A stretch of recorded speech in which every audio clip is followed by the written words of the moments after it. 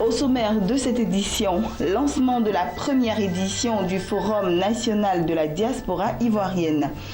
Télécom, Vodafone et MTN connectent leurs offres dans 7 pays africains. Voici pour le sommaire. Mesdames et messieurs, bonsoir et bienvenue sur Business 24 Africa. En janvier dernier, les autorités ivoiriennes ont organisé le forum Diaspora for Growth afin d'emmener les Ivoiriens de l'extérieur à investir en Côte d'Ivoire. Les 7 et 8 mai prochains, un nouveau forum va réunir ici même à Abidjan toute la diaspora ivoirienne. Objectif, aborder la problématique du retour au pays pour contribuer à son émergence. La cérémonie de lancement de cet événement a eu lieu ce mardi à Abidjan en présence du ministre de l'Intégration et des Ivoiriens de l'extérieur. Lawani Babatunde nous en dit plus.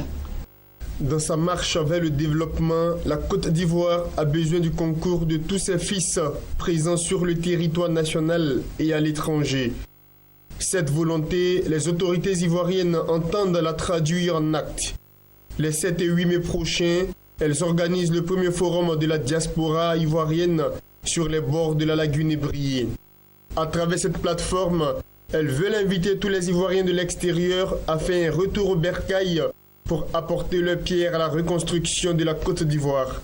Le président Alassane Ouattara considère que la diaspora est une richesse, est une force pour notre pays, tant elle recèle de compétences et de qualifications, toutes choses qui peuvent être mises au service de notre pays.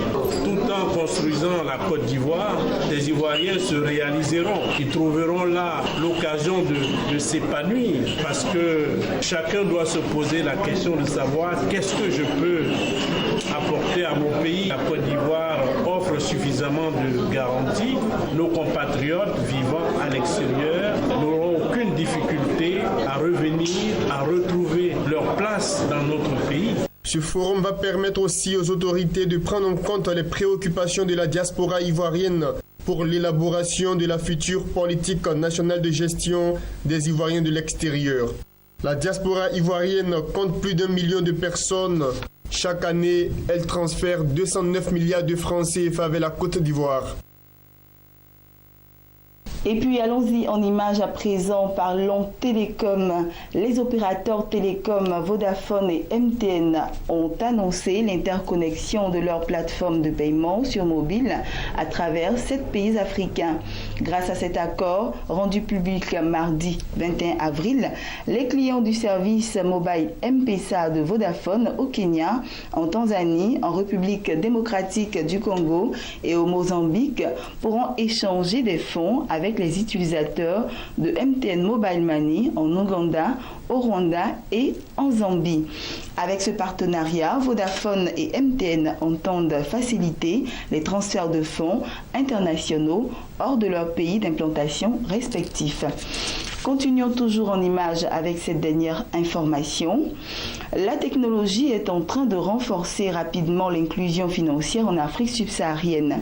Dans cette région qui enregistre les taux les plus bas de bancarisation à l'échelle planétaire, 12% des adultes possèdent un compte bancaire par téléphonie mobile, contre seulement 2% à l'échelle mondiale, selon le rapport dévoilé lors des réunions de printemps du FMI et de la Banque mondiale.